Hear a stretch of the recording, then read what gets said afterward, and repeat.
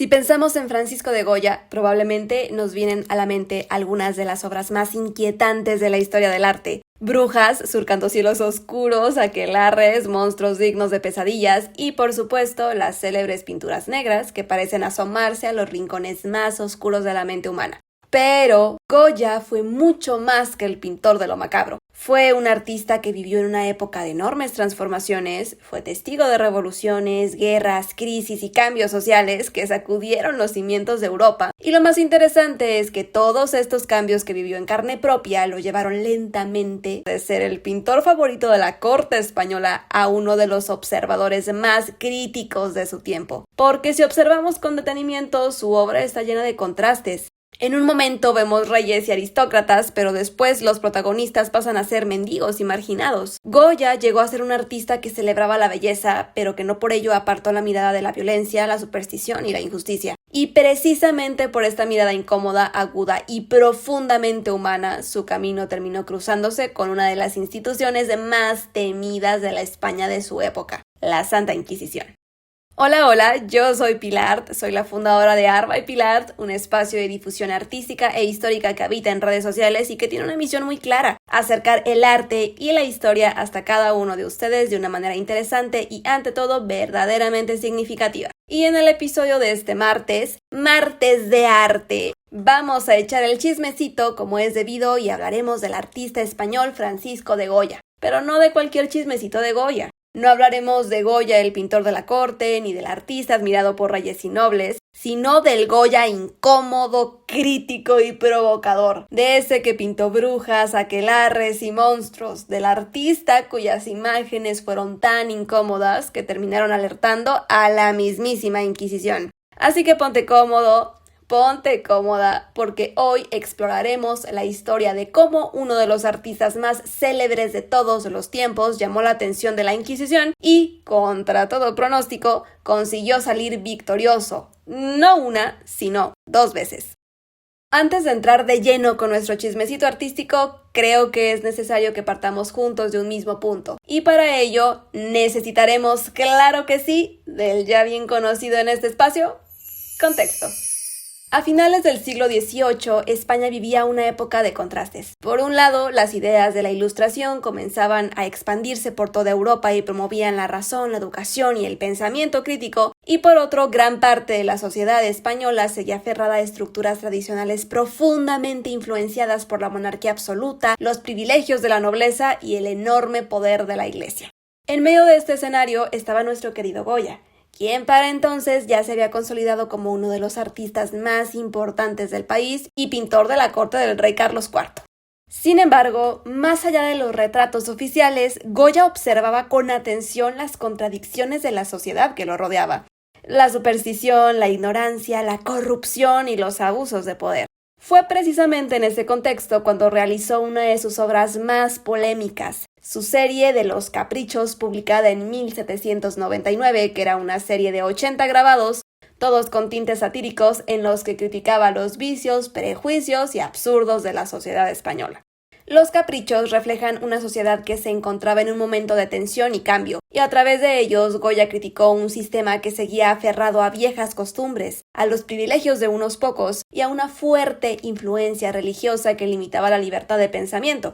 Pero eso sí, lo hizo con humor, con ironía y una buena dosis de crítica, con la intención de poner en evidencia las contradicciones y los problemas de la España de su tiempo. Aquí entra la primera pregunta en todo esto: ¿por qué hizo este tipo de imágenes? La respuesta es bastante interesante, porque los caprichos no fueron un encargo de la corona ni de ningún noble, mucho menos de la Iglesia. Goya los realizó por iniciativa propia, algo poco habitual para un artista que en ese momento trabajaba como pintor de cámara del rey.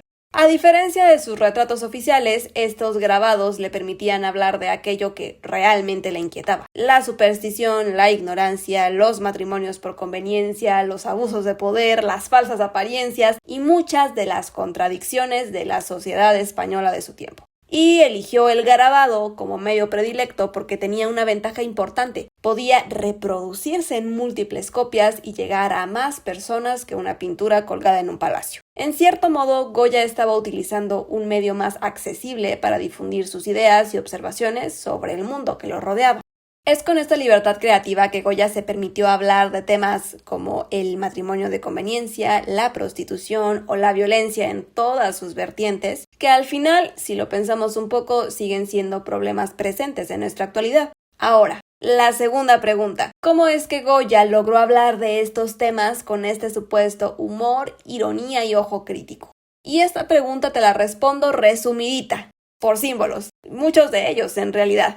Y es que una de las grandes genialidades de Goya fue que rara vez criticaba de forma directa, y en lugar de señalar con el dedo a una persona concreta o escribir abiertamente lo que pensaba, recurría a un lenguaje visual cargado de metáforas, alegorías y dobles sentidos para que su público se encargara de interpretarlas. Por eso vemos burros vestidos como nobles o maestros, brujas que vuelan por los cielos, frailes convertidos en figuras grotescas, animales nocturnos como búhos o murciélagos acechando entre las sombras, y personajes cuyas facciones aparecen exageradas hasta rozar lo caricaturesco. Todo ello le permitía hablar de la ignorancia, la corrupción, la superstición, la vanidad o los abusos de poder sin nombrarlo explícitamente. De hecho, me gustaría platicarte un poco más a fondo sobre algunas de las figuras que encontramos en los grabados y sus respectivas cargas simbólicas. Por ejemplo, los asnos eran la viva encarnación de la ignorancia. Así, directo. Tú ves un asno en alguno de los caprichos de Goya, es sinónimo de ignorancia o algo sin razón. Otro.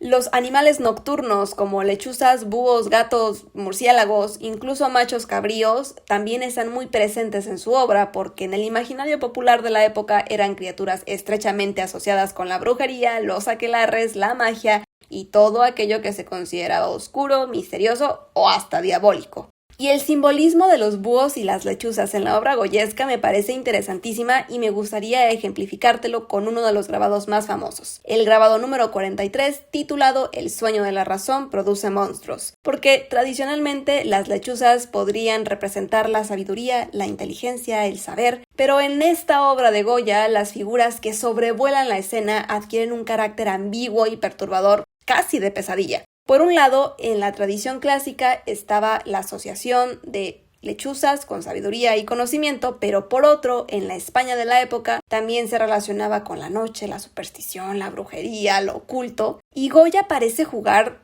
con ambos significados. Así que en su obra y en este grabado en particular, la lechuza podría representar una idea muy provocadora, que incluso aquello que surge del mundo de los sueños, de la imaginación y de las sombras, puede convertirse en una herramienta para revelar verdades. Pero el mensaje del grabado no es que la imaginación sea peligrosa en sí misma. Lo peligroso es cuando la razón desaparece por completo, cuando la razón se duerme. Y ahí es donde surgen los monstruos, la ignorancia, los prejuicios, el fanatismo, la superstición y también los abusos de poder. En general, gran parte de lo que vemos en los caprichos gira en torno a un tema fundamental para Goya, que es la superstición. Pero aquí hay algo importante que entender. Goya no representa brujas, hechizos, aquelarres o criaturas fantásticas para reforzar estas creencias, sino precisamente para cuestionarlas. A través de estas imágenes, el artista pone en evidencia lo fácil que resulta para las personas dejarse llevar por el miedo, la ignorancia o las creencias irracionales. Sus estampas muestran un mundo poblado de brujas, magos, monstruos y personajes extravagantes, pero el verdadero objeto de su crítica no son estas figuras en sí mismas, sino la sociedad que cree en ellas y permite que condicionen su forma de pensar y de actuar. Y es precisamente ahí donde radica una de las mayores genialidades de Goya, porque en lugar de burlarse de las supuestas brujas o condenarlas directamente, dirige su mirada hacia quienes las temen, las persiguen o aceptan sin cuestionamientos toda clase de supersticiones. Entonces el problema para Goya no son los monstruos imaginarios, sino las consecuencias muy reales de creer ciegamente en ellos. Ok, creo que hasta aquí todo claro, ¿no?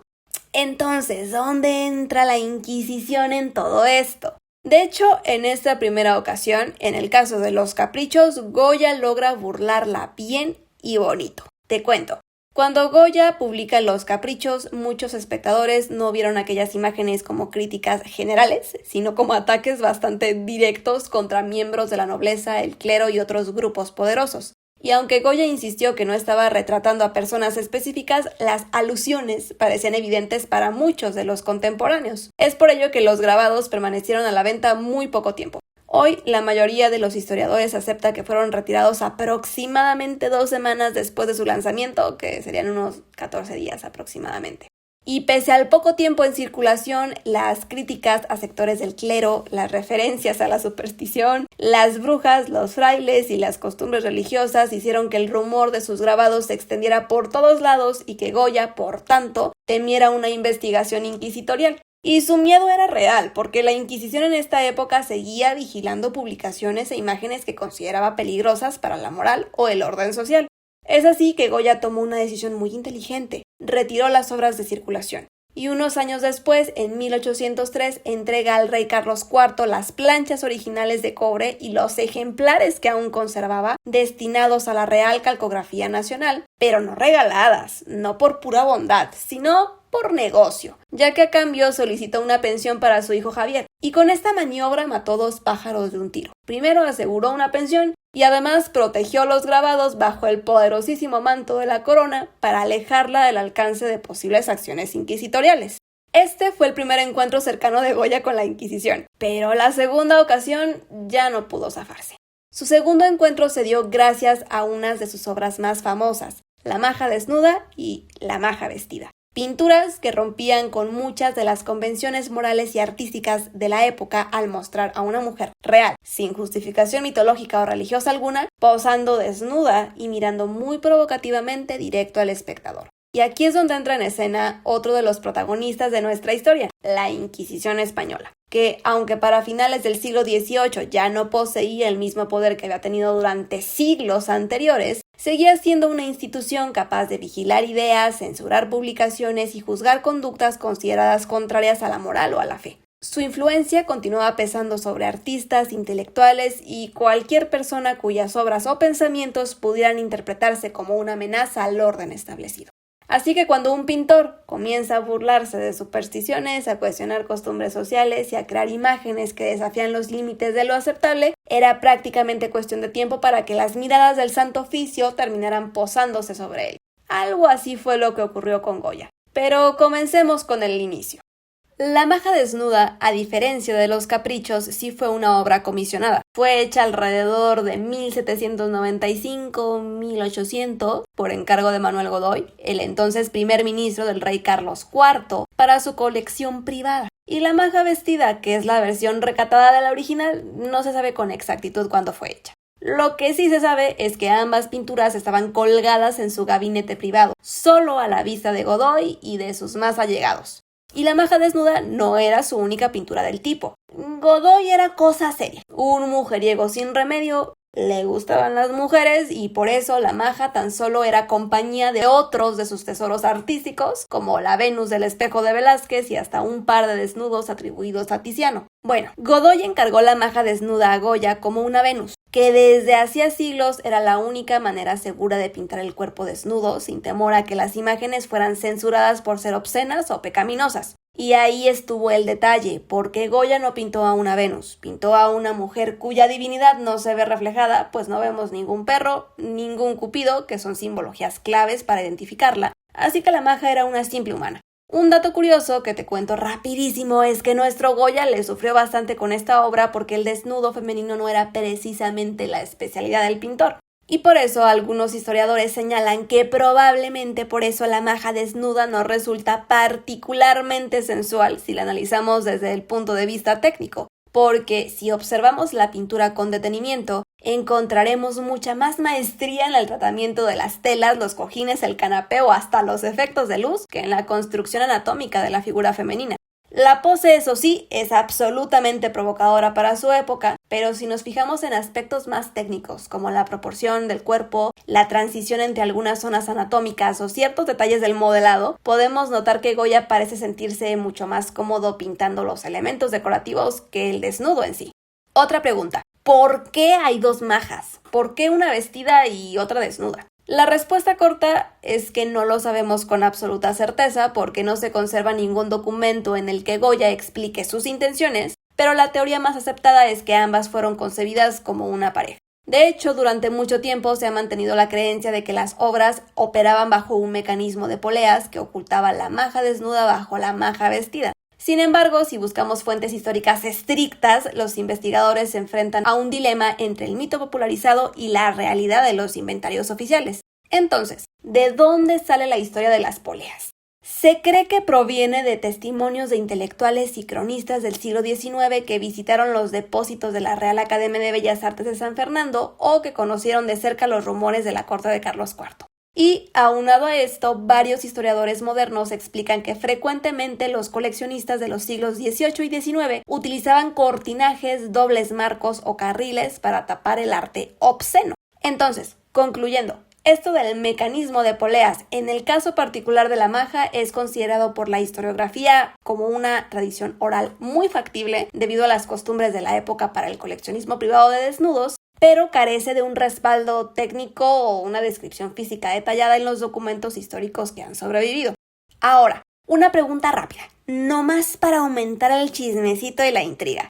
¿Quién era la modelo? Gran parte del misticismo que rodea a la maja, tanto a la desnuda como a la vestida, es la incógnita sobre la identidad de la modelo. Desde aquel entonces, el imaginario colectivo abrió paso a la leyenda de que se trataba de la duquesa de Alba, pero es poco probable que una dama de la posición de la duquesa se prestara a participar en una situación tan impúdica. Pero la imaginación, ¿qué decir la imaginación? Más bien, el chisme decía que era la duquesa de Alba porque había rumores de que Goya y la duquesa tenían sus que veres. Sobre el mismo punto, los expertos dicen que la modelo es un amante de Manuel Godoy, que se llamaba Pepita Tudó. También hay quien piensa que fue una modelo desconocida y quizás esa sea la verdad más acertada. Así que inclinémonos por la idea de que Goya se basó en una mujer anónima o en otro retrato incluso, ¿bien? Aquí es donde la historia ya se va a empezar a poner particularmente interesante, porque te podrás preguntar, a ver cómo está esto. Si ambos lienzos eran parte de una colección privada, ¿cómo es que la Inquisición se enteró de ella? Pues verás, todo cambió a raíz del motín de Aranjuez de 1808, que fue un levantamiento que terminó provocando la caída de Manuel Godoy, el hombre más poderoso de España después de los reyes. Y como consecuencia del motín, Carlos IV abdicó en favor de su hijo Fernando VII y Godoy cayó en desgracia de la noche a la mañana. Tras su caída, sus propiedades fueron registradas y confiscadas por orden del nuevo gobierno. Y entre los bienes se encontraba una colección de pinturas bastante obscenas que llamó especialmente la atención de las autoridades, entre las que se encontraban la maja vestida y la maja desnuda. Entre 1808 y 1812, las obras quedaron bajo custodia de la Real Academia de Bellas Artes de San Fernando. Sin embargo, la situación no terminó ahí. Y en 1813, una vez restaurada la actividad de la Inquisición tras los años de ocupación napoleónica, las pinturas fueron, ahora sí, objeto de una investigación formal por ser consideradas pinturas obscenas. Lo que escandalizaba a los inquisidores no era únicamente que se tratara de un desnudo. Después de todo, existían numerosos desnudos en la tradición artística europea. El problema era que Goya había eliminado la excusa habitual que justificaba este tipo de representaciones, lo que ya platicábamos. La mujer retratada no era una diosa, ni una alegoría mitológica, ni un personaje bíblico. Era simplemente una mujer real y contemporánea presentada sin ropa alguna. Para la Inquisición, aquello podía considerarse una imagen obscena, y si la obra era problemática, también lo era su autor. Por ello, en 1815, Goya fue citado para comparecer ante el Santo Oficio y explicar por qué había pintado semejantes cuadros, quién se los había encargado y quién era la mujer retratada. Lamentablemente, los registros de las respuestas exactas de Goya no sobrevivieron, pero se sabe que logró la absolución y esquivar el castigo. Repito, no sabemos exactamente qué argumentos presentó ni quiénes intercedieron en su favor, pero lo cierto es que evitó las consecuencias que podrían haber arruinado su vida y su carrera. Así que sí, Goya triunfando como siempre. Si algo nos deja esta historia es que Goya fue mucho más que un gran pintor. Fue un observador incómodo de su tiempo, un artista que supo moverse y retratar una España llena de contradicciones, y lo fascinante es que no desafió a la Inquisición ni a los convencionalismos de su época con discursos ni manifiestos revolucionarios. Lo hizo a través del arte, con imágenes, con brujas, lechuzas, burros, monstruos, majas y escenas que, más de 2 siglos después, seguimos intentando descifrar. Quizá por eso su obra continúa siendo tan poderosa, porque muchas de las preguntas que planteó siguen vigentes. porque la Inquisición, gracias a la astucia y previsión de Goya, no pudo censurar lo que el pintor español representaba y expresaba. Esa capacidad para cuestionar, para incomodar y para obligarnos a mirar dos veces con ojo crítico aquello que se nos ha presentado como la única verdad. Yo soy Pilar, este fue el Chismecito Artístico y aquí termina nuestro episodio número 11. Recuerda, el arte no es aburrido. La historia del arte, bien contada, es el chismecito más sabroso del mundo. Y quien diga lo contrario, miente. Hasta el próximo martes.